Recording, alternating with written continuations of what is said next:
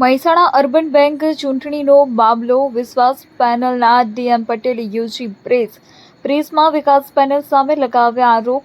Chairman કે પટેલની પણ જવાબદારી હોવાનું સ્વીકારતા ડીએમ પટેલ કે પટેલના સમયમાં એનપીએ વધ્યું તો કોની જવાબદારી તેવા સવાલના જવાબમાં કે પટેલની પણ જવાબદારી કહ્યું.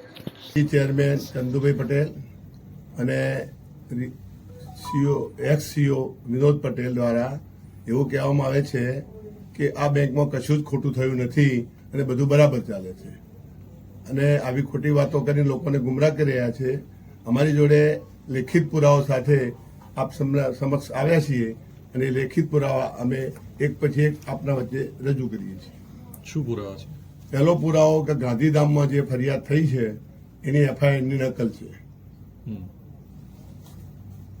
બીજો 1250 કરોડનો જે રિઝર્વ બેન્કે દંડ કર્યો છે અલગ અલગ વર્ષોમાં ગેરવહીવટના કારણે અને નોટિસ આપ્યા પછી પણ એનો પણ પુરાવો આ સાથે રજૂ કરેલ છે.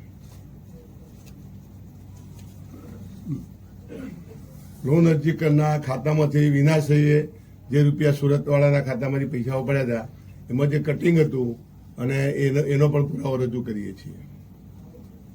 ખોટી વેલ્યુએશન નો જે કાગળો છે બેંકમાં ખોટી વેલ્યુએશન અને ખોટા લેટર પેડનો જે ઉપયોગ થયો છે અને એ પુરાવા સાથે જે નોટિસ આપવાનો જવાબ અને એની પોલીસ કેસ પણ થઈ ગયો છે એનો પણ પુરાવો આપીએ છીએ.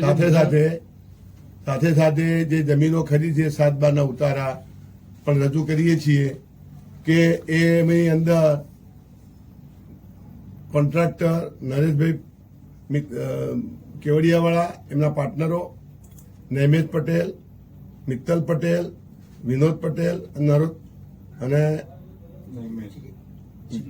જીકે પટેલ, ગણપત ભીકાશીરાવ, આ બધા જે સીઓ ચેરમેન અને આ 2 જણા જે ભાઈ મિત્તલ પટેલ અને જે નૈમેશ 2 જણા તો આના સૂત્રધાર છે. આ બધું જે ખોટું થયું છે એના એ 4ની ભાગીદારીમાં અને કોન્ટ્રાક્ટરની ભાગીદારીમાં જે જમીનો લીધી છે બાયપાસ ઉપર એના પણ 7/12 ઉતારા સાથે પુરાવા આપીએ છીએ.